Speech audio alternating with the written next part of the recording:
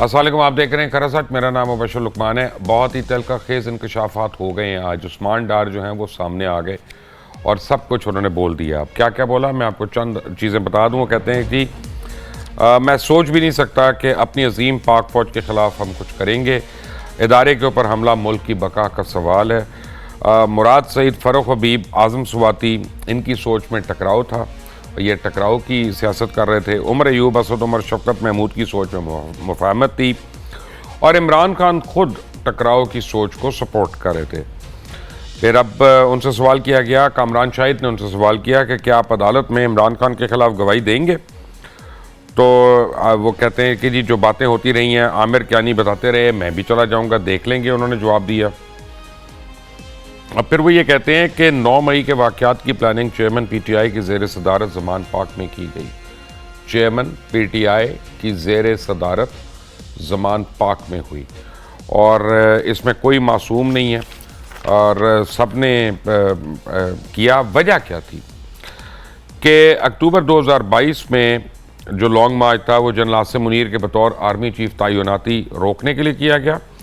9 मई के हमलों का मकसद फ़ौज पर दबाव डालकर जनरल आसिम मुनीर को ओहदे से हटाना था और उनकी जगह कोई और आर्मी चीफ लाना था। यानी म्यूटनी, बगावत, ये सब कुछ उस 9 मई में था। फिर चेयरमैन पीटीआई ने गिरफ्तारी से बचने के लिए ह्यूमन शील्ड का इस्तेमाल किया और चेयरमैन पीटीआई ने गिरफ्तारी से बचने के लिए वर्कर्स की जहन साजी की। जुडिशल कॉम्प्लेक्स इस्लामाबाद और ज़मान पाक में जो कुछ हुआ वो उसी जहन साजी का नतीजा था।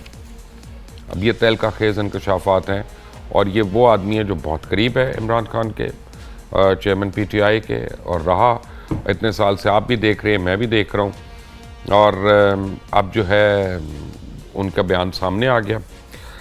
मेरे साथ मौजूद है इस वक्त सेनेटर कामरान मुर्तज़ा, रहनुमा JUIF के, सैयद हसन मुर्तज़ा, रहनुमा पाकिस्तान पीपल्स पार्टी के, और गरीदा फ़ारूकी हैं, एंकर हैं GTV की, 8 बजे अपना शो करती हैं वहाँ से, जी फॉर गरीदा। आप सबका बहुत बहुत शुक्रिया। मुझे तो पहले भी शक नहीं था, लेकिन ऐसा करते हैं कि पहले लेडीज़ फर्स्ट हम जो कहते हैं, हम उसी से शुरू होते हैं। ये मुझे मंसूर अली ख़ान ने सिखाया कि पहले ख़वातीन से शुरू किया करें। तो गरीदा, अब मुझे ये बताइएगा कि अब तो कोई शक ही नहीं रहा ना कि सारी प्लानिंग जो है खुद चेयरमैन पीटीआई ने की और इसके पीछे वो थे, उन्होंने लोगों को निशानदेही करवाई। वहाँ पे उनके वो टास्क थे कि किसने किधर जाके जलाओ गिराओ करना है, किसने कहाँ पे करना है। और ये तो एक गवाही है और मुझे पता चला है इस तरह की 200 गवाहियाँ हैं। तो फिर तो ये अब ओपन एंड शट केस लगता है। आपकी क्या राय है इस पर? एक तो बहुत बहुत शुक्रिया लेडीज फर्स्ट करने के लिए।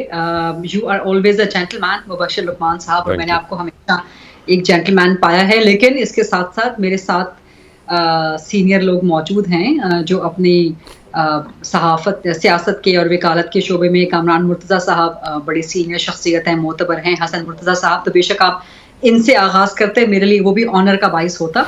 लेकिन सवाल चूंकि आपने पुट अप कर दिया है, देखिए मैं कहूंगी कि बहुत देर की मेहरबान आते आते, या बहुत देर की मेहरबान समझते समझते, उस्मान डार साहब जो बातें आज कर रहे हैं, ये बातें these were the open secret. सबको पता था कि 9 मई की क्या साजिश है या क्या प्लानिंग है, उसके पीछे कौन से अनासिर हैं और किस तरह से चेयरमैन पीटीआई इमरान खान मुसलसल ना सिर्फ रियासत के खिलाफ बल्कि रियासत के इदारों के खिलाफ किस तरह से मुसलसल नौजवानों की, इस कौम की मनफी जहन साजी करते रहे और सो नफरत डालने की एक नाकाम कोशिश की उन्होंने। और ना सिर्फ रियासती इदारों को बल्कि रियासत पाकिस्तान को नुकसान पहुंचाने की कोशिश की। साइफर का केस क्या है? रियासत को नुकसान पहुंचाने का केस है। ये जो अभी उस्मान डार बातें कर रहे हैं, साना है 9 मई है, ये उस्मान डार को अब समझ लगी हैं। और अच्छा है, चलें, देर आया दुरुस्त आया, तो उनको अब समझ लग गई हैं ये बातें। लेकिन ये सबको पता था कि इसके पीछे क्या था। ये आपको, मुझे, सब सहाफियों को मालूम था कि 9 मई के पीछे क्या म्यूटिनी की क्या साजिश है। जो बातें दबे दबे अल्फाज में सहाफियों के हल्के में, सहाफियों की गैदरिंग्स में, सियासतदानों के हल्के में, ड्राइंग रूम्स में हो रही थी, वो खुल के जो है पब्लिक में आ गई। अच्छी बात है, लोगों को नजर आना चाहिए कि इमरान खान का असल रूप क्या है। उनका जो इस वक्त वो भुगत रहे हैं, वो कोई उनके खिलाफ सियासी इंतकाम नहीं है, वो अपने किए गए जराइम की सजा भुगत रहे हैं। اور سزا ڈیفینیٹلی ملنی چاہیے. یہ کوئی چھوٹا معمولی کیس نہیں ہے جو سانحہ 9 مئی کا تھا یا جو سائفر کا تھا, خاص طور پہ 9 مئی کے سانحے کے حوالے سے. یہ نشانہ عبرت بنایا جانا چاہیے. This should be the test case for the state of Pakistan, not for the political parties, not for one single person. This is the matter of the state of Pakistan and the people of Pakistan. آئندہ کس کا بھی دل کرے گا, آپ کا دل کرے گا, میرا دل کرے گا, ہم اٹھ کے جا کے ملٹری انسٹالیشنز کو آگ لگانا شروع کر دیں گے, چاہے جو بھی گریونسز ہوں آپ کی. This is not the solution. This is absolutely not the way. This was insanity. And more than the insanity, I believe this was a terrorism. This was an act of terrorism. اور اب وہ کھل کے سامنے آ رہی ہے. اور آپ نے بالکل درست کہا, عثمان ڈار وہ بندہ ہے جس کو خود عمران خان نے اپنے ہاتھوں سے بنایا. اب میں تو کیا کہنا چاہیے, ستم ظریفی ہوگی کہ اگر پی ٹی آئی کے ٹرول, ان کی جو گالم گلوچ بریگیڈ ہے, وہ اب عثمان ڈار کو بھی غدار کہنا شروع کر دیں گے. مجھے تو اب یہ دیکھنا جو ہے نا وہ باقی رہ جائے گا, ہم سب کو دیکھنا باقی رہ جائے گا کہ عثمان ڈار جس کو عمران خان نے خود بنایا, نوجوانوں کا, یوتھ کا اس کو امبیسڈر بنایا, اور جو ذرا ذرا سی بات پہ عمران خان کو کتنا ڈیفینڈ کیا کرتے تھے. اور ان کے انٹرویو سے آج جو کامران شاہد صاحب نے کیا ہے, ہمارے بڑے اچھے کالیگ ہیں, کہیں نہیں لگ رہا تھا کہ عثمان ڈار دباؤ میں ہیں, بڑے ریلیکسڈ ماحول میں وہ باتیں نہیں, دباؤ میں ہوتے تو الفاظ اور ہوتے, وہ پتہ چل جاتا ہے دباؤ کا بھی. لیکن عثمان ڈار کا ایک سٹائل ہے, آپ بھی سمجھتے ہیں مبشر لقمان صاحب, ان کا ایک سٹائل ہے, وہ سیالکوٹی سٹائل ہے, ایک وہ کھلم ڈلا بڑے کھلے کھلے انداز میں باتیں کرتے ہیں, وہ اپنے اسی سٹائل میں برقرار تھے, کہیں سے کوئی دباؤ لگ نہیں رہا تھا. اور جو آپ نے کہا, آپ نے خبر دے دی کہ اس طرح کی سینکڑوں گواہیاں اور بھی موجود ہیں. سو اب چیزیں کھلیں گی اور کھل کے منظر عام پہ آئیں گی, اور اب عمران خان کو لگ پتا جائے گا کہ جو نیریٹو کی جنگ ہوتی ہے, جو انہوں نے منفی شروع کی, لیکن جب سچ سامنے آتا ہے تو پھر وہ ہر قسم کے منفی نیریٹو کو, وہ کہتے ہیں نا کہ جب حق آ جاتا ہے تو پھر باطل مٹ جاتا ہے. تو عمران خان صاحب کا جتنا بھی منفی باطل نیریٹو تھا, جو کہ جھوٹے پروپیگنڈے پہ بنیاد تھا, سچ کھل کے سامنے آ رہا ہے, آپ کے اپنے رائٹ ہینڈ مین کی طرف سے سامنے آ رہا ہے. ہو نوز کہ کل اور کون کون اس پہ بولنا شروع کر دے گا. تو عمران خان اب تنہا رہ گئے ہیں اور بہت بری طرح وہ ایکسپوز ہو گئے ہیں. قانون میں تو وہ اپنی سزا بھگت رہے ہیں, لیکن عوام کی عدالت میں بھی وہ اپنی سزا جو ہے وہ اسی طرح بھگتتے رہیں گے. سید Hassan Mirza sahab, same question to you sir. Usman Dar کی ریولیشنز کے بعد آپ کیا کہیں گے؟ بہت شکریہ مبشر صاحب, غریدہ صاحبہ بہت مہربانی, آپ نے بڑے اچھے الفاظ سے یاد کیا. گزارش یہ ہے مبشر صاحب کہ جو خان صاحب کے ساتھ ہوا, پاکستان پیپلز پارٹی تو یہ پہلے سے جانتی تھی کہ یہ شخص کیا ہے. اس نے جب ہمارے ساتھ شروع کی, یہی جس کو آج بغاوت کہا جا رہا ہے, جس کو آج کہا جا رہا ہے کہ اس نے آرمی تنصیبات پہ حملے کیے, اس شخص نے اس سے پہلے پارلیمنٹ پہ بھی حملہ کیا تھا. اور میں سمجھتا ہوں کہ پارلیمنٹ بھی ایک ادارہ ہے اور سپریم ادارہ ہے, اس پہ بھی حملہ جو ہے وہ حملہ ہی ہے. تو کاش اس کا نوٹس اس وقت لے لیا جاتا, یا اس کو اس وقت کیفر کردار تک پہنچایا جاتا, تو شاید آرمی تنصیبات جو ہیں وہ محفوظ رہ جاتی. اس کو اس وقت پکڑنا چاہیے تھا جب یہ حمید گل کے ساتھ مل کے گل کھلا رہا تھا, اور کبھی جا کے ایدی صاحب کو یہ ایک جمہوری اور عوامی حکومت کے خلاف اکساتا تھا, ایک جمہوری قیادت کے خلاف اکساتا تھا. اور پھر جب ڈاکٹر اسرار نے اور دیگر نے, حکیم سعید صاحب نے جب اپنی کتابوں میں لکھا, اس کے عزائم کا اس وقت ہی پتہ چل گیا تھا کہ یہ ایک سیاستدان نہیں ہے, یہ ایک انتہا پسند ہے. اور اس سے بھی اگر آپ پہلے جائیں نا, تو یہ شخص اس وقت بھی بے نقاب ہوا تھا جب یہ ایک کرکٹ ٹیم کا کپتان تھا, کہ اس نے اس میں کتنی انتہا پسندی کی. اس نے اپنے ہی خاندان کے لوگ جنہوں نے اس کو کرکٹ میں انٹروڈیوس کروایا, ماجد خان جیسے لوگ, اس نے جب طاقت میں آیا تو اس نے ان کا گلا سب سے پہلے کاٹا.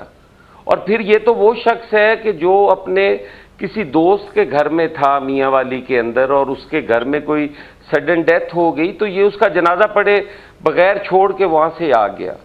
یہ تو اتنا شفاق آدمی ہے کہ اس کو تو, ہاں جی, نواب آف کالا باغ, اور یہ تو اتنا شفاق آدمی ہے کہ اس کے ساتھی, وہ کیا نام تھے ایک اس کے, نعیم الحق صاحب, نعیم الحق صاحب, بڑے لوگ ہیں, اس نے اس کے بچوں کو پرائم منسٹر ہاؤس میں پرائم منسٹر ہاؤس میں طلب فرمایا اور وہاں پر اس نے جو ہے وہ فاتحہ خوانی کی. اس شخص نے جب کوئٹہ کے اندر لاشیں سڑک پر پڑی تھی تو یہ وہاں نہیں گیا, اس نے کہا کہ آپ مجھے بلیک میل کر رہے ہو. یار حکومت تو ماں ہوتی ہے, ماں جب کبھی بچوں کے سامنے سرنڈر کرے تو وہ کوئی اللہ معاف اور سرنڈر تو کوئی نہیں تھا نا, صرف ان کو گریوینس تھا, ان کو جا کے دلاسا ہی دینا تھا نا.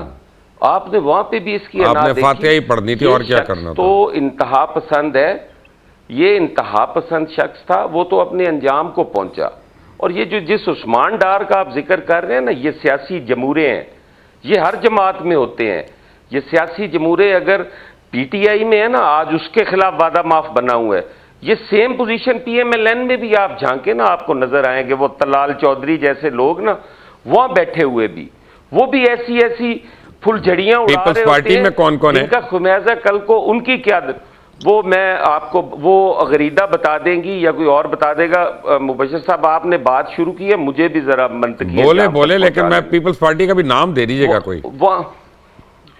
میں دے دوں گا, آپ کیوں فکر کرتے ہیں, اتنا لمبا پروگرام ہے, مجھے آپ نے وہ کر کے نا سارا کر دیا.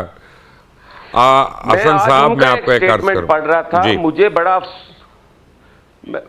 مجھے انتہائی افسوس ہوا کہ یار کیا آج اگر ہم پیپلز پارٹی شروع کر دے نواز شریف کے خلاف بات کرنا تو مناسب لگے گی. ہم شہباز شریف کی بیماری کا مذاق اڑانا شروع کر دیں مناسب لگے گا. آپ کا کوئی لینا دینا نہیں ہے, آپ جمہورے ہو یار, آپ بات کر رہے ہو شہید ذوالفقار علی بھٹو کی, آپ اس پہ برس پڑے ہو کہ جی وہ بھٹو صاحب سے زیادہ ان کی جو تھی وہ قربانیاں میاں نواز شریف کی. کمپیریزن کرنے کی ضرورت کیا ہے؟ آپ بلا وجہ لا کے ایک جماعت کو اپنے سامنے کھڑا کرنا چاہتے ہو. تو اس قسم کے جو ذہن ہیں یہ ہمیشہ سیاست میں انتشار چاہتے ہیں, یہ سیاست میں بگاڑ چاہتے ہیں اور کرتے رہتے ہیں. یہ مزید عمران خان صاحب بھگتیں گے. جناب کامران میں آپ ایسے بتا دیں پیپلز پارٹی کا کوئی نام اگر ذہن میں آ رہا ہے فوری طور پہ, وہ پھر میری باری آئے گی تو میں بتا دوں گا. باری آپ کی ہے, آپ چھوڑیں, کامران صاحب اور غریدہ دونوں ویٹ کر رہے ہیں, وہ بھی سننا چاہ رہے ہیں. میں ہی ہوں جی, ادھر بھی میں ہی کر لیں, آپ میرے سے نہ کہلوائیں کسی کا نام. اچھا, اس کا مطلب ہے ہیں آپ کی جماعت میں بھی.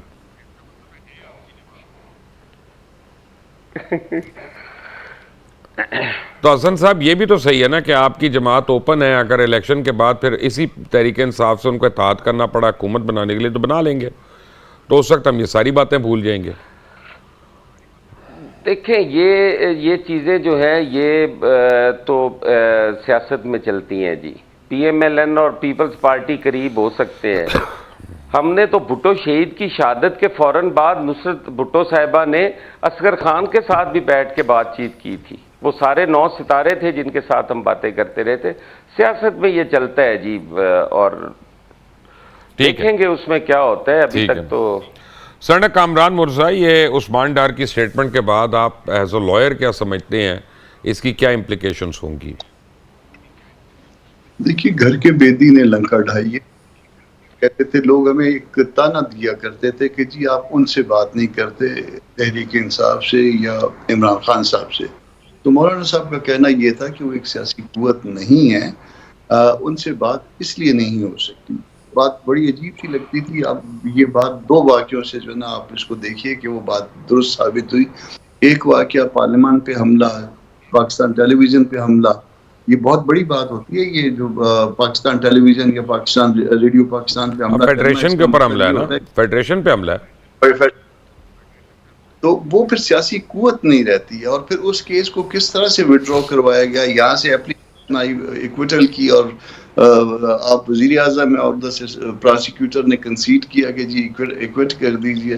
اور پھر دوسرا واقعہ یہ 9 مئی کا, تو یہ پاکستان کا 9/11 تھا یہ. اور یہ ہم پہلے سے کہہ رہے تھے کہ یہ انفیکٹ یہ کو کرنے کی ایک کوشش تھی.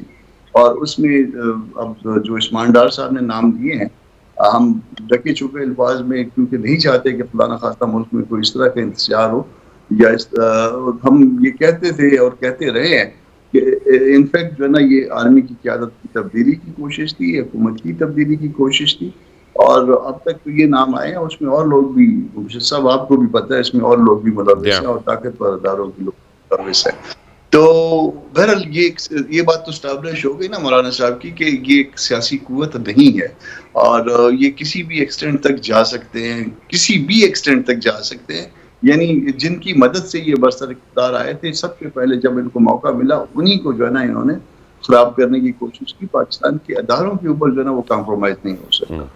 پاکستان ہے اور ہم تنقید کرتے ہیں بعض اوقات, اسٹیبلشمنٹ بھی تنقید کرتے ہیں, اس کی تنقید کرتے ہیں کہ وہ جب معاملہ کانسٹیٹیوشن کے اندر سے باہر چلے جائے, مگر یہ تو کانسٹیٹیوشن چھوڑیے, یہ تو پاکستان کی ایک طرح سے پاکستان کے اندر بغاوت تھی, آپ اس کو یہ کہہ سکتے ہیں. اور یہ سیکنڈ اٹیمپٹ ہے. پہلی اٹیمپٹ جو ہے وہ نسبتاً آپ اس کو چھوٹی کہہ سکتے ہیں یا بڑی کہہ سکتے ہیں. پارلیمان اس میں ہدف تھا, پاکستان کے براڈ کاسٹنگ کے ادارے جو ہے اس میں ہدف تھے. Basically law and order situation create کرنا ہدف تھا نا ہر طرح سے.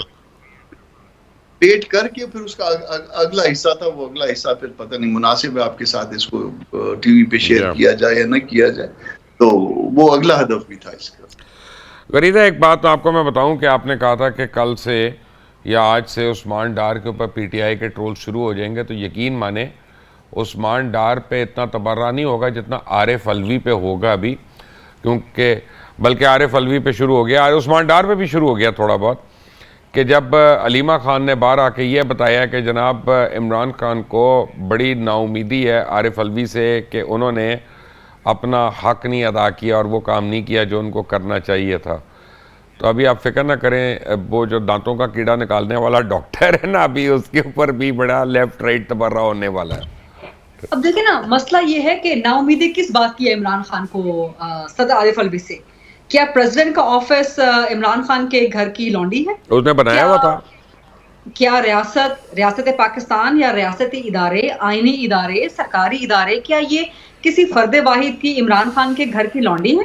مطلب آپ کیا بات کر رہے ہیں کہ جی میری مرضی میری منشا کے مطابق عارف علوی نے الیکشن کی ڈیٹ اناؤنس نہیں کی, مطلب آپ کے لیے آئین کوئی میٹر نہیں کرتا, آپ کے لیے قانون کچھ میٹر نہیں کرتا, کوئی چیز میٹر نہیں کرتی, آپ اپنی ذاتی منشا کے لیے, ذاتی پسند ناپسند پہ یہی کام کرتے رہے عمران خان جب وہ وزیر اعظم تھے, کہ جی ملٹری کو بھی اور آئی ایس آئی جیسے ادارے کو بھی, جن کی نہ صرف پاکستان کے اندر ابھی سروے آ گیا نا 88%, تو وہ 88% بھی میں سمجھتی ہوں کم ہے. پاکستان کے 100% جو عوام ہے وہ فوج سے محبت کرتی ہے, فوج پہ اعتبار رکھتی ہے, لیکن پاکستان کے اندر ہی نہیں, پاکستان کے باہر بھی ان اداروں کی بڑی کریڈیبلٹی ہے, ان کے کام کو سراہا جاتا ہے. سو ان اداروں کو بھی آپ اپنے ذاتی مقاصد کے لیے, میرا یہ قانون پاس کرا دو, میرا یہ بل پاس کرا دو, میرے فلانے بندے کی آڈیو جو ہے نا وہ کال آپ ٹیپ کر لیں, میرا فلانا کام کر لیں, میرے اتحادیوں کو روک لیں, وہ عدم اعتماد ناکام بنا دیں, اعتماد کا ووٹ کامیاب بنا دیں. مطلب اپنے ذاتی مقاصد کے لیے آپ نے ایسے بنایا ہوا تھا جیسے آپ نے گھر کے ملازم رکھے ہوئے ریاستی ادارے. ابھی بھی آپ کو جو علیمہ خان صاحبہ بتا رہی ہیں کہ چیئرمین پی ٹی آئی کو نا امیدی ہے, بھائی صدر کے پاس اختیار ہی نہیں ہے الیکشن کی ڈیٹ دینے کا, الیکشن کمیشن کے پاس ہے, تو نا امیدی آپ کے صدر سے کیوں؟ تو یہ میرا خیال ہے, مجھے امید ہے کہ میں غلط ثابت ہو جاؤں, کیونکہ ایک تیسری پولیٹیکل فورس پاکستان میں ہونی چاہیے, ملٹیپل پولیٹیکل فورسز ہونی چاہیے, صرف ایک یا دو چوائسز عوام کے پاس نہیں ہونی چاہیے. اس کے لیے ضروری ہے کہ باقی جو پولیٹیکل فورسز ہیں وہ آئین اور قانون کے تابع رہ کے, ان کے اندر رہ کے کام کریں. تو مجھے تو امید تھی کہ شاید جیل کی ہوا بھگتنے کے غریدہ بعد, پرابلم یہ ہے کہ پولیٹیکل فورسز تو بڑی ہیں, یہ خود سے جمہوریت نہیں ہے بھائی, یہ کوئی پولیٹیکل پارٹی جمہوریت پسند نہیں ہے. بالکل صحیح بات کر رہے ہیں آپ. تو میرا خیال تھا کہ عمران خان جیل میں رہے گی, کہ ان کے ہوش ٹھکانے آئیں گے, کچھ ان کو سمجھ لگے گی کہ سیاست کیسے کرتے ہیں, رہنما سیاستدان بنتے ہیں. ابھی تک تو وہ ٹریڈ مل ڈھونڈ رہے ہیں جیل کے اندر, ان کو ہوش کہاں سے ٹھکانے آئیں گے یار, ابھی تک تو وہ گھر بنایا ہوا انہوں نے. پیپلز پارٹی کے لوگوں نے جیل میں رہ کے سیاست سیکھی ہے, بڑے سیاستدان بنے ہیں. JUIFA میں بہت بڑے بڑے نام آپ کو نظر آتے ہیں جنہوں نے بڑے مصائب جھیلے ہیں, جیلیں جھیلی ہیں, اس کے بعد وہ ان کو سیاست سمجھ آئی ہے, وہ ان کے اندر رویے میں تبدیلی آئی ہے. لیکن یہ بات کرنا کہ جی عمران خان کو صدر سے نا امیدی ہے, ابھی تک آپ کو سمجھ ہی نہیں آئی کہ سیاست اس طرح نہیں ہوتی. آپ اداروں کو اپنے گھر کا ملازم, گھر کی لونڈی نہیں بنا کے رکھتے. آپ اپنے کسی پولیٹیکل فگر کو وہاں اپوائنٹ کر دیتے ہیں پریزیڈنٹ کے آفس میں, پھر آپ ایکسپیکٹ کریں کہ جی وہ آپ کے لیے ساری جو ہے केयर टेकिंग करता रहे और गेम प्लेइंग करता रहे, तो ये मेरे लिए बड़े अफसोस की बात है कि कम से कम इमरान खान को कुछ तो समझ लगनी चाहिए थी जेल में रह के कि उनकी गलती क्या है। लेकिन मेरा नहीं ख्याल कि इमरान खान के पास ये कैपेसिटी भी है कि वो अपने गिरबान में झांकें, अपनी गलतियों को देखें, एडमिट करें। किसी किसी इंसान में नहीं होती ये कैपेबिलिटी, इमरान खान में नहीं है ये कैपेबिलिटी कि वो अंडरस्टैंड करें कि वेयर ही वाज रॉन्ग या वेयर थिंग्स वेंट रॉन्ग। वो दूसरों को जिम्मेदार ठहराएंगे कि जी आरिफ अलवी ने नाउम्मीद कर दिया। हसन मुर्तज़ा साहब, इस वक्त एक आम आदमी के लिए ये जानना मुश्किल है कि 9 मई का केस ज़्यादा बड़ी साजिश है या साइफर का बयानिया जो है वो ज़्यादा बड़ी साजिश है। मेरे ख्याल में दोनों इक्वली बड़ी हैं। फ़र्क यह है कि दोनों का एम्बेट या दोनों की प्लेइंग फील्ड जो है वो सेपरेट है, एक लोकल है और एक इंटरनेशनल है, लेकिन दोनों चीज़ों से पाकिस्तान की सालमियत को नुकसान पहुंचाना ही मकसूद था। आप समझेंगे कि अब जो तहरीक इंसाफ के मानने वाले हैं या उससे इश्क करने वाले हैं, वो तो बेचारे ऐसे नहीं हैं कि वो मुल्क दुश्मन हो, वो यानी वो तो मैं मानता हूँ कि वो जेन्युइन लोग होंगे, अच्छे लोग होंगे, लेकिन क्या उनमें आपको तब्दीली आएगी कि अभी तक यानी मैं ना मानू वाली रट लगी रहेगी? देखिए मुबशर साहब, वहाँ भी 2 किस्म के लोग हैं। एक तो मासूम लोग हैं और भोले भाले लोग हैं, और एक बड़े शातिर लोग हैं। ये उस्मान डार जैसे लोग अभी वहाँ पे और कई मौजूद हैं। अब आज ये जो चालें चली जा रही हैं ना जी, के वादा माफ बनेंगे और हम फिर जो है वो माफ़ी मिल जाएगी और हम इंजॉय करेंगे, एक ये तबका है वहाँ पे, और ये बड़ा कसीर तादाद में वहाँ पे मौजूद है। 9 मई का वाक़या हो या साइफर वाला हो, दोनों अपनी अपनी जगह पे बड़ी अहमियत के हामिल हैं, और दोनों का जो है वो मैं समझता हूँ कि वो बैरूनी एजेंडा है दोनों का। एक तो वो अंदरूनी तौर पर पाकिस्तान को इतना कमज़ोर करना चाहते थे, पाकिस्तानी अफवाज को जो बड़ी प्रोफेशनल हैं उनको आइसोलेट करना चाहते थे, उनको बिल्कुल ऐसे सारी कौम को अलहदा और फ़ौज अलहदा, कौम का और फ़ौज का टकराव चाहते थे, और साइफर के ज़रिए पूरी बैनुल अक़वामी जो हमारी बरादरी है, जो बिल्कुल जिसका हमें जिस तरह इमरान खान साहब ने पाकिस्तान को आइसोलेशन में ले गए थे अपने 3.5 पौने 4 साल के अंदर, वो उनकी एक उस जगह पे वो साजिश थी, बैरूनी भी और अंदरूनी भी हालात को ख़राब करना, और मेन मकसद उनका जो था वो इंतहा पसंदी, इंतशार की सियासत, लड़ाई झगड़ा, इदारों को तबाह करना, और फिर जैसे आरिफ अलवी साहब जैसे शख्स, हालांकि मैं नहीं समझता कि वो भी इस काबिल है, वो अगर उसने कोई नहीं किया तो वो भी खौफजदा है, अपने अंजाम से खौफजदा है। उसको पता है कि मैंने कल बाहर भी आना है और जो मेरे साथ होना है वो भी पूरी कौम ने क्या देखना है, कौम ने तो करना है, वो दुनिया ने देखना है। तो वो भी खाइफ था, जिस वजह से वो नहीं कर पाया, कोई हुब्बुल वतनी नहीं थी, वो इसी रजीम का हिस्सा है, और उसने जिस तरह उस पर वो नाउमीदी की जा रही है, वो तो यही समझते थे ना कि जो मैंने ज़ेन साजी की है, जिस तरीके से मैंने ब्रेन वॉश किए हैं, जिस तरीके से मैंने एक आम आदमी को इस तरह बना दिया है कि वो आज ऐसे जैसे कोई मिसाइल तैयार कर दिए हैं, कौम के नौजवान जो हैं उनको इस तरह ज़हनी तौर पे उन्होंने बर्बाद किया है कि आज वो कोई बात सुनने को तैयार नहीं है। आज जब वो इस जैसे ये उस्मान डार जैसे लोग बात करते हैं तो उस वक्त वो इनको शुरू कर देते हैं जी कि ये तो गद्दार है और ये बेईमान है।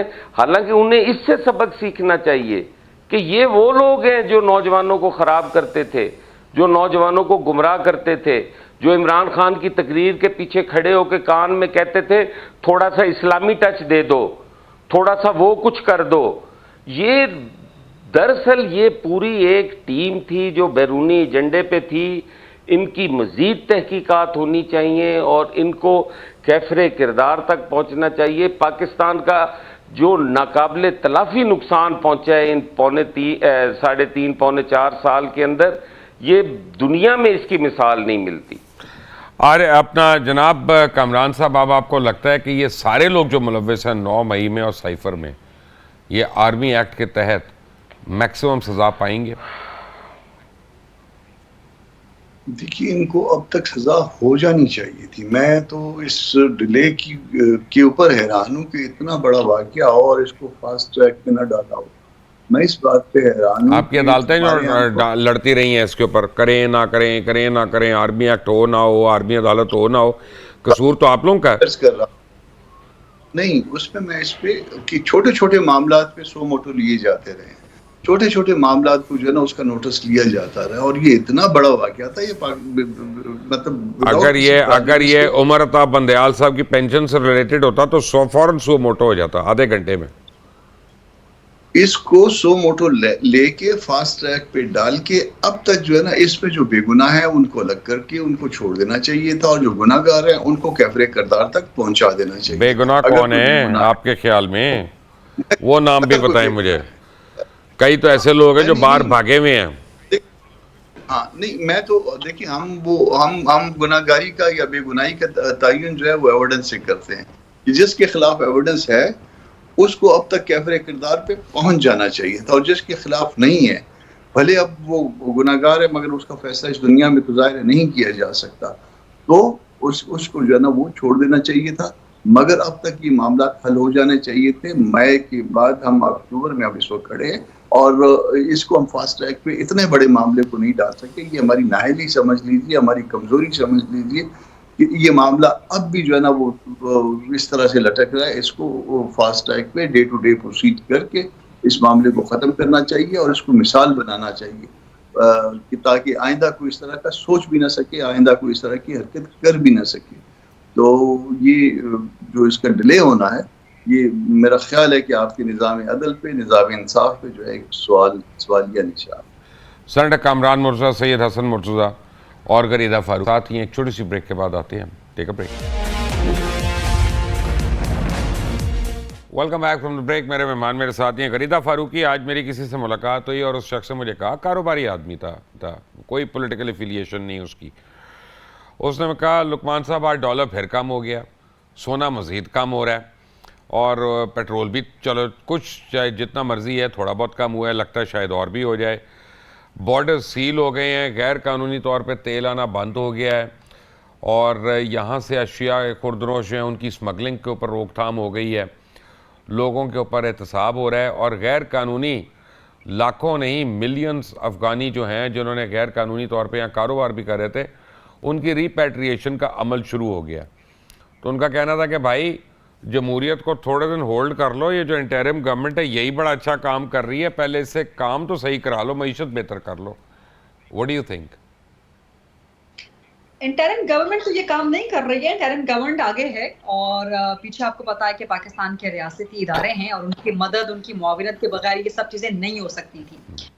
پولیٹیکل گورنمنٹس، پولیٹیکل پرسنالٹیز اگر یہ کر سکتی تو کر چکی ہوتی پچھلے 30 سال میں کم از چلے وہ کم. ان کی سن تو رہے ہیں نا، یہ تو سنتے بھی نہیں نا. یہ سنتے اس لیے نہیں ہے کہ بیکاز دیکھیں ہمارے ہاں ایک بڑا فلاڈ سسٹم ہے ڈیموکریسی کا. ان کے فلاز کو ٹھیک کرنے کی ضرورت ہے. پولیٹیکل بیکیج بہت زیادہ ہوتا ہے. ایک بندہ جو M N A M P A بن کے آیا ہے اس کے حلقے میں کوئی غیر قانونی کام ہو رہا ہے، اس سے ووٹ لینے نا وہاں سے. وہ ان کو چھپ چھپ کے سپورٹ کرے گا، چھپے کرے گا، کھلے عام کرے گا. اس کے حلقے میں کوئی ڈالر سمگلر موجود ہے، کوئی ذخیرہ اندوز موجود ہے، کچھ باقی لوگ موجود ہیں، اپنا حصہ لے لیں گے یہ لوگ اور ان کو سپورٹ کریں گے. تو ہمارے سیاست دانوں کو بھی جو پولیٹیکل گورنمنٹس آتی ہیں ان کی کمزوری ہوتی ہے. تو میرا خیال ہے کہ لیکن ایک منٹ ابھی ایک منٹ یہیں پہ رک جائیں. ہمارے میڈیا والے بھی تو غلط کاموں میں شامل ہیں نا. اب روزنامہ اساس کے ایڈیٹر کے گھر سے کئی بلین پکڑے گئے لیکن کسی میڈیا نے رپورٹ نہیں کیا اس کو کیونکہ میڈیا والے تھے. تو ہم بھی تو اپنی بھیڑوں کو، کالی بھیڑوں کو کور کر کے رکھتے ہیں نا.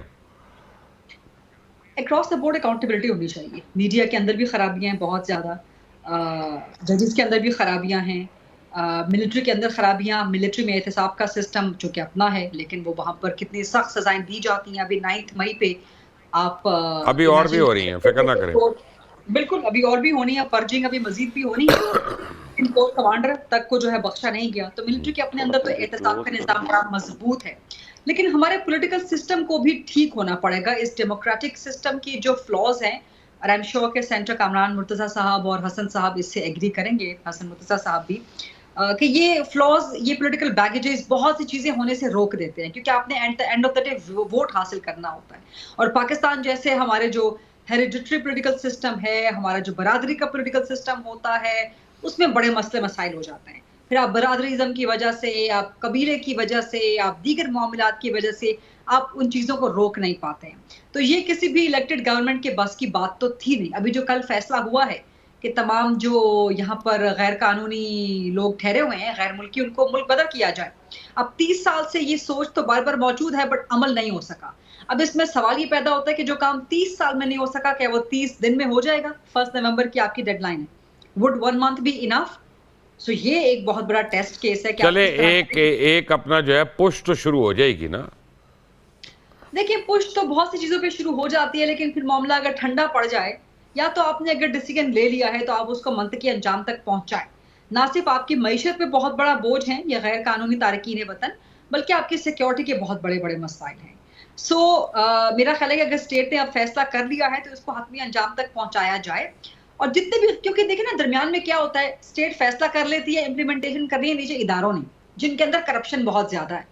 اب آپ کو نہیں پتا کہ کوئی رشوت دے دے کسی بھی چھوٹے آفیسر کو اور وہ اس کے ڈاکیومنٹس میں تبدیلی کر دے، کوئی ان کو آئی ڈی کارڈ بنا کر دے دے. کوئی نئی کہانی تو نہیں ہے نا. آپ جانتے ہیں مبشر لقمان صاحب ماشاءاللہ اتنے سینئر جہادیدہ صحافی ہیں، آپ جانتے ہیں کہ پاکستان میں کس طرح جعلی آئی ڈی کارڈ بنے پھرتے ہیں. پاکستان کے اپنے لوگوں کو جو ہے آئی ڈی کارڈ، پاسپورٹ بنانے میں مشکلات ہوتی ہیں، لیکن جو یہ غیر قانونی لوگ ہوتے ہیں ان کی آئی ڈی کارڈ وغیرہ بن جاتے ہیں، ان کے ڈاکیومنٹس بن جاتے ہیں، سب کچھ آسانی سے بن جاتے ہیں.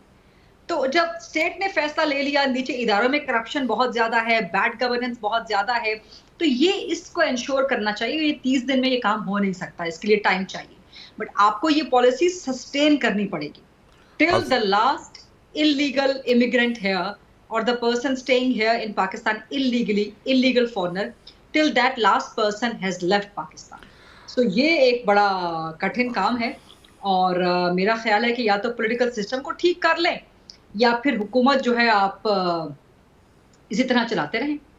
انٹرم گورنمنٹ ہو، ریاستی ادارے پیچھے اس کی سپورٹ پہ موجود ہوں، کیونکہ جب پولیٹیکل گورنمنٹس اور ریاستی اداروں کا کلیش ہوتا ہے، یہی چھوٹے چھوٹے میٹر جو اپیرنٹلی چھوٹے ہوتے ہیں لیکن یہ آپ کی گورننس کو متاثر کرتے ہیں، یا آپ کے ملک کی ترقی کو متاثر کرتے ہیں، اس پہ کلیش ہونا شروع ہو جاتا ہے. کیوں حسن مرزا صاحب، یور 2 cents سر؟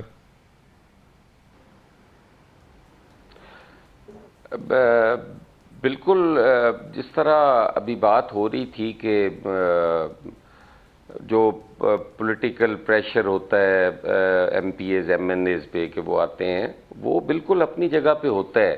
لیکن جو ایسے لوگ ہیں یا ان چیزوں کو کنٹرول ادارے کرتے ہیں، وہ کوئی پارلیمنٹ یا وہ نہیں کر رہے. حسن بھائی پولیٹیکل ویل تو چاہیے ہوتی ہے نا. آپ نے دیکھا ہوگا، نہیں بالکل پولیٹیکل ول ہوتی ہے، اور اکثریت جو ہے وہ اس طرح کرتے بھی نہیں ہے کہ وہ اپنے حلقوں میں ووٹوں کی خاطر وہ اصولوں پہ سودے بازی بہت کم لوگ کرتے ہیں. اس طرح نہیں ہوتا.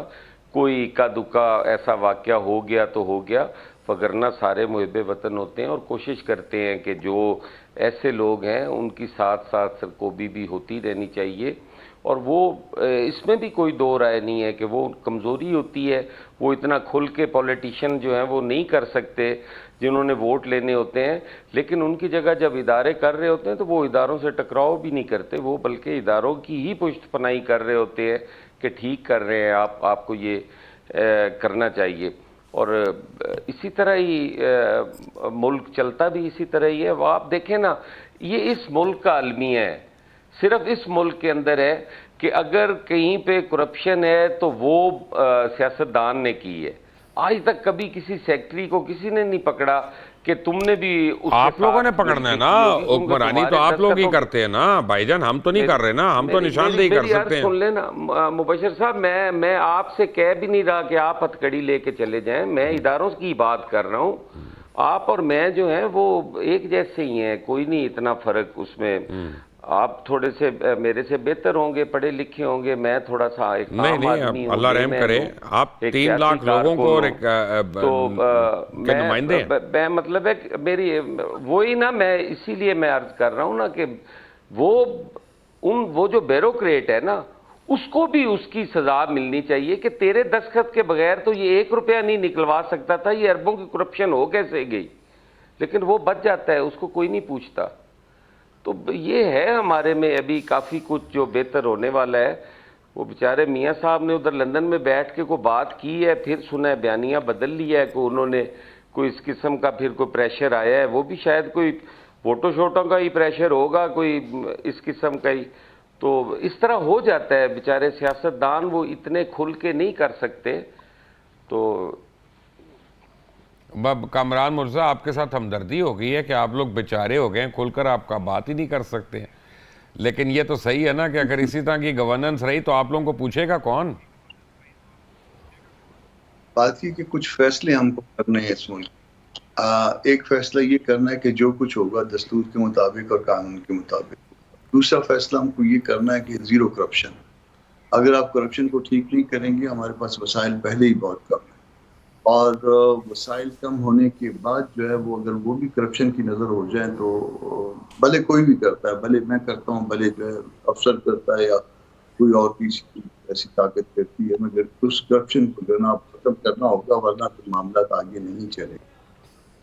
اس کے بعد پھر سیاستدان کو بھی جو ہے وہ حوصلہ پیدا کرنا ہوگا. ہمیں ٹھیک ہیں اور جائز ناجائز ہر طرح کا پریشر ہم پہ آتا ہے, اور اس میں ہم کو کامران مرزا صاحب, معذرت کے ساتھ آپ کو روکنا ہے, میں نے بڑی اچھی باتیں آپ کر رہے ہیں لیکن مجھے ہضم نہیں ہو رہی ہیں.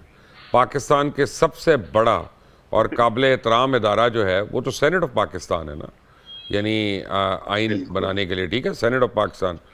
اور ابھی 1 سال پہلے ہم نے دیکھا کہ سینیٹرز نے کتنے کروڑوں کی رشوتیں دے کے وہاں پہ سینیٹر بن گئے.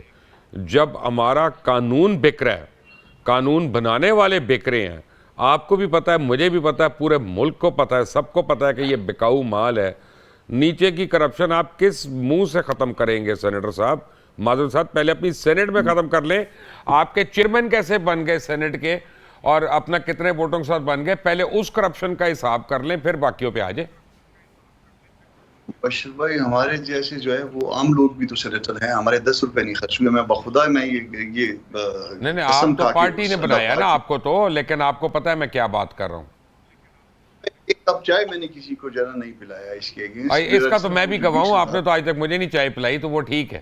لیکن یہ ہے کہ آپ پلیز اس کو اوائڈ نہ کریں. میرا مطلب ہے کہ سینٹ آف پاکستان اگر وہاں پہ 30 کروڑ پہ ایک سینیٹر جو ہے وہ رشوت دے رہا ہے, تو کس لیے دے رہا ہے؟ چلیں, اس نے آگے کمانا کیسے ہے؟ کرپشن کر کے کمانا ہے نا. یہی کہہ رہا ہوں کہ ہم کو اپنے رویوں پہ نظر ثانی کرنی. تو رویے پہ تو نظر ثانی نہیں ہوتی کامران صاحب, ہاتھ کاٹنے پڑیں گے, ہاتھ کاٹنے پڑیں گے پراپر طریقے سے. یہ عزت کے یہ عہدے ہیں, اور اس کو عزت کے اس میں ہمیں وہ رکھنا چاہیے. یہ کوئی کاروبار کے عہدے نہیں ہیں, اور اگر اس کو کاروبار ہم نے بنا لیا تو پھر جو ہے نا وہ اسی طرح سے جو ہم نے حال ملک کا کیا ہوا ہے, میں نے اور آپ نے مل کے کیا ہے نا جی, یہ اس کے ذمہ دار میں ہیں یا میرے جیسے لوگ ہیں. تو اس معاملے کو اب انف از انف, بہت ہم نے جو ہے نا ظلم کر لیا لوگوں پہ, اس کو ٹھیک کرنا ہوگا. یہ غریدہ کے پاس بڑی اندر کی خبریں ہوتی ہیں, میں ایسے ذرا ایک خبر تو لے لوں پہلے. غریدہ, واقعی مجھے صحیح بتائیں, میاں صاحب آ رہے ہیں کہ اس کو خبر تو آپ نے دی تھی کہ جس وقت تک آپ نے وی لاگ کیا تھا اس وقت تک آپ نے کہا تھا کہ نواز شریف پاکستان واپس سے نہیں آ رہے. ہاں, اس وقت تک کی بات ہے. ابھی بھی یعنی میں سمجھ رہا ہوں ان کی بحث مباحثہ چل رہا ہے وہاں پہ. بالکل ٹھیک ہے, نہیں اس وقت تک آپ کی خبر یقیناً درست تھی, یقیناً درست ہوگی. لیکن ابھی تک جتنی میرے پاس اطلاعات ہیں, نواز شریف پاکستان واپس آ رہے ہیں 21 اکتوبر کو. درمیان میں مسائل کریٹ ہو گئے تھے جب احتساب کا بیانیہ اپنانے کی کوشش کی تھی, اور وہ ایک فلاڈ بیانیہ تھا, وہ ایک کمزور بیانیہ تھا, اور ووٹ کو عزت دو پارٹ 2 لانے کی کوشش تھی, جو کہ ایک اس غبارے میں سے پھر فوراً ہی ہوا نکل گئی, کیونکہ لوگوں نے پھر سوال کرنے شروع کر دیے, صحافی حلقوں نے, صحافتی حلقوں نے, عوام نے سوال کرنے شروع کر دیے کہ پھر آپ نے ووٹ کیوں دیا تھا جنرل باجوہ کو. پھر جنرل باجوہ کو سابق وزیر اعظم آپ کے شہباز شریف ڈیفینڈ کرتے رہے. اب شہباز شریف صاحب اچانک پاکستان واپس تشریف لائے ہیں بڑی خاموشی سے. آتے ہی جو انہوں نے ایک خطاب کیا ہے اجتماع سے عوامی, وہاں پہ بڑی انٹرسٹنگ باتیں انہوں نے بولی ہیں کہ ہم انتقام نہیں لینے آئے, ہم مرہم رکھنے آئے ہیں, اور ہم سب کو ساتھ لے کے چلیں گے. تو جو نواز کے احتساب بیانیے نے ڈیمیج کیا تھا اس کو شہباز صاحب نے آج ڈیمیج کنٹرول کرنے کی کوشش کی ہے. بڑی حد تک ڈیمیج کنٹرول ہو گیا ہے اور نواز شریف آئیں گے 21 اکتوبر کو, اور نام لیے بغیر میرا خیال ہے جو ان کی مینار پاکستان کی تقریر ہوگی اس میں احتساب کے بیانیے کی بات تو وہ کریں گے لیکن بہت بٹوین دا لائنز, ہلکے پھلکے سرسری انداز میں چلتے چلتے آگے. اور جو حسن صاحب ابھی فرما رہے تھے کہ پیغام تو پہنچ گیا اور بیانیے سے یو ٹرن لے لیا وغیرہ وغیرہ, بالکل درست کہہ رہے تھے حسن مرتضیٰ صاحب. اور ابھی آپ سے پہلے میرے ساتھ پروگرام میں سینیٹر کامران مرتضیٰ صاحب موجود تھے, تو یہی سوال میں نے ان کے سامنے رکھا کہ جی احتساب کے بیانیے کے بارے میں, اور لگ رہا ہے کہ نون لیگ پیپلز پارٹی میں ریس لگ گئی ہے کہ اسٹیبلشمنٹ کو خوش کون کر سکتا ہے زیادہ, کیونکہ پیپلز پارٹی بھی کہہ رہی ہے کہ جی ہم عوامی خدمت پہ یقین رکھتے ہیں, ہم انتقام نہیں لینا چاہیں گے. اور پیپلز پارٹی بھی بڑی میلو ہو گئی ہے, مزاحمت کے بجائے مفاہمت پہ چل رہی ہے. بلاول بھٹو صاحب نے ایک مزاحمت کا ایلیمنٹ دینے کی کوشش کی تھی, زرداری صاحب نے اس پہ مفاہمت کا مرہم رکھ دیا, اب نون لیگ بھی مرہم رکھنے کی باتیں کر رہی ہے. تو دونوں میں لگتا ہے ریس لگی ہوئی ہے کہ اسٹیبلشمنٹ کی خوشنودی کس نے حاصل کرنی ہے. غریدہ, تو سینیٹر کامران میں صاحب آپ نے کو بریکنگ نیوز دوں آپ کو سینیٹر صاحب کی بات سننے سے پہلے. وہ سینیٹر صاحب کا شیئر سن لیں, وہ سینیٹر صاحب کا شیئر ضرور سن لیں, انہوں نے میرے پروگرام میں بھی سنایا تھا. سینیٹر صاحب ذرا سنا دیں وہ جو آپ نے احتساب کے بیانیے پہ شیئر سنایا تھا. جی میں نے وہ کہا دیکھیے کیا باتیں اور اشاق بتوں سے فیض, ایک برہمن نے کہا ہے کہ یہ سال اچھا. اچھا, اب میں غریدہ آپ کو اور حسن مرتضیٰ صاحب کو بریکنگ نیوز دے رہا ہوں, ساتھ ہی ناظرین کو بھی بریکنگ نیوز دے رہا ہوں. JUIF نے ملٹری اسٹیبلشمنٹ کو یہ یقین دلایا ہے کہ ہم ہر طرح سے آپ کے ساتھ ہیں. اگر آپ الیکشنز ڈیلے کرانے کی بات کریں گے تو ہم آپ کا ہاتھ مضبوط کریں گے اس میں. آپ بس ہمارا خیال رکھنا KPK میں اور بلوچستان میں. Take my word for it Gharida, یہ ایشورٹیز دلائی ہیں انہوں نے. اس کا جواب تو میرا خیال ہے کامران صاحب سے میں آپ کو لیتا لینا ہوں. چاہیے. پہلے حسن مرتضیٰ صاحب سے بھی میں پوچھوں, آپ نے اتنی بات کی ہے تو انہوں نے بھی کچھ بولنا ہی ہوگا نا. جی حسن بھائی. دیکھیں مبشر صاحب, یہ جو ہے نا اسٹیبلشمنٹ کو خوش کرنے والی بات, پاکستان پیپلز پارٹی ایک نظریاتی جماعت ہے اور ہم نے ہمیشہ اداروں کی احترام بھی کیا ہے, ان کو مضبوط بھی کیا ہے, بلکہ ادارے ہم نے کھڑے کیے ہیں. یہی 71 میں ڈی مورلائز, یہ میں مانتا ہوں, آپ کی بات میں مانتا ہوں, میں اس لیے کاٹ رہا ہوں بیچ میں, اور میں ابھی آپ کی بات میں ایک اگر بات ایڈ ہمارے کروں اس گا. کردار سے, میری عرض سن لینا, میری عرض تو سن لیں, اگر ہمارے اس کردار سے ہم اسٹیبلشمنٹ کو خوش نہیں کر سکے اور بھٹو صاحب مروا بیٹھے ہیں تو اس سے زیادہ ہم خوش نہیں کر سکتے. ہمارے لیے وہ بڑے قابل احترام ہے, ہم نے ہمیشہ فوج کا احترام کیا ہے, ہم ہمیشہ اپنی فوج کے پیچھے کھڑے ہیں اور کھڑے رہیں گے.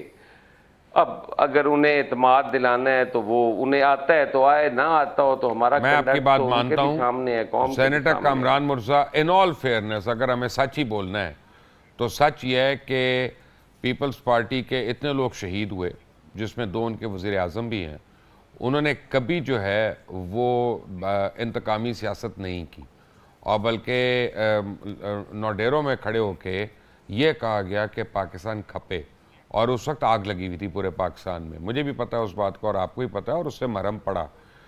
لیکن آج JUIF جو ہے, میں آپ کو بالکل کہہ رہا ہوں, آپ کی جماعت جو ہے وہ اسٹیبلشمنٹ کا بازو بننے کو تیار ہے. اب یہ تو آپ مجھے نہ کہیے گا میری خبر غلط ہے, میری چڑیل بہت پکی ہے.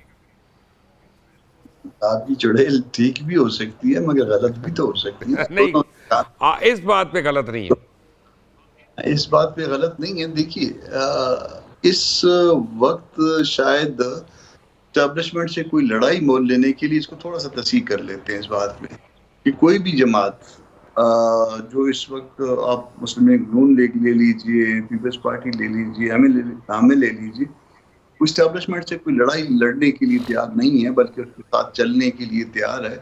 ان دی سینس کہ جی ملک اس وقت معیشت کے حوالے سے بہت مسائل کا شکار ہے. تو ہم جو ہے نا کوئی ایسا نیریٹو جو ہے وہ ملک میں ڈیولپ نہیں کر رہے ہیں کہ جو عام طور پہ جو بڑا وہ پاپولس ہوتا تھا اور کہ جی بڑا اسٹیبلشمنٹ کے اگینسٹ جو ہے وہ جو تقریریں ہیں اور بڑے ان کے خلاف, اس طرح کی ہم کوئی بات نہیں. ہم یہ ضرور چاہتے ہیں کہ سارے معاملات دستور کے اندر چلیں. ہم یہ ضرور چاہتے ہیں کہ جو جس طرح سے قانون کے مطابق ہونا چاہیے اسی طرح سے ہی ہو, مگر اس کے ساتھ ساتھ ہم کسی لڑائی کا حصہ نہیں بنتے اور ہم باقی معاملات کو ساتھ لے کے چلنے کے لیے. مگر یہ کہنا کہ بالکل شاید ہم نے کوئی ہر چیز کو قبول کر لیا, یہ میرا خیال ہے زیادتی ہو. ٹھیک ہے. سینیٹر کامران مرزا آپ کا, غریدہ فاروقی آپ کا, سید حسن مرزا آپ تینوں کا بہت بہت شکر. چلتے میں آپ کو ایک بات بتا دوں کہ آج عثمان ڈار نے تہلکہ خیز انکشافات کیے ہیں اور انہوں نے کہہ دیا کہ چیئرمین پی ٹی آئی جو تھے وہ خود ماسٹر مائنڈ تھے 9 مئی کے. انہوں نے ہی پلاننگ کی اور یہ ساری کی ساری پلاننگ جو ہے یہ زمان پاک میں ہوئی ہے. اب اس کے بعد اس کا مطلب ہے کہ قانون کا گھیرا جو ہے 9 مئی کے پرپیٹریٹرز کے خلاف مزید تنگ ہوتا جائے گا اور مجھے ذاتی طور پہ ان کے بچاؤ کی کوئی صورت نظر نہیں آ رہی ہے. انٹل دی نیکسٹ ٹائم, اللہ حافظ.